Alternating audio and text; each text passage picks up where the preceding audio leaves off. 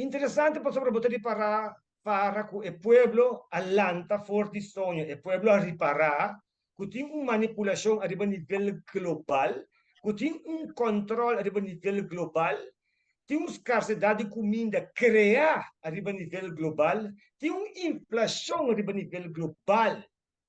E tudo isso aqui tem um plano por trás.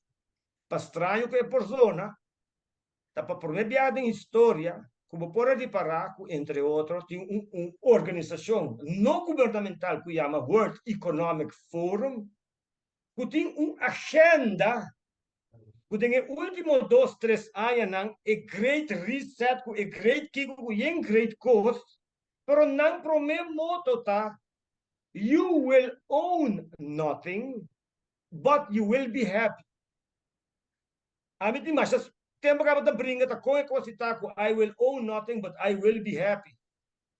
Para sobre que essa significa que praticamente botinho quita tudo que você tu rende, praticamente da desheredar, botinho desheredar tu rende, riba não direito na riba planeta aqui. Então pergunta tá quem lo tá own, tá quem lo tá dono de tu recurso aqui então. Comporta possível o diferente país a cai den é trampa macabro de World Economic Forum, o aqui que está passando na Austrália, o aqui Canadá, o aqui Norte América. A mim mencionar é três, para mim não é Holanda, foi só de Holanda, acaba. A base de agenda do World Economic Forum, a base de reunião que está tomando lugar na Davos, supostamente para sobre ter interesse para cuidar uma matéria de humanidade.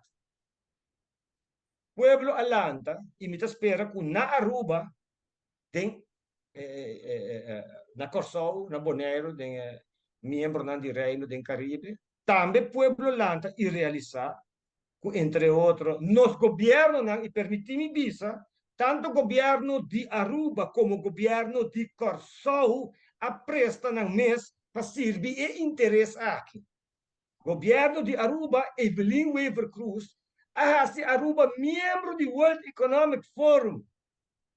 Pisa é mestera desse pueblo, é moto tá, bolota dono de nada, pero o pueblo de Aruba bota baita macha feliz.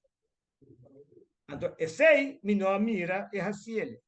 Awo, na Aruba, tal tem manifestação de burren, sobre burren na Aruba, nosso agricultor, não criador de bestia, não depende assim tanto de entrada aqui. Nós temos um mercado, nós temos uma economia interna, caminha que nós mesmos produzir nos produtos, garantizar comida para os pueblos.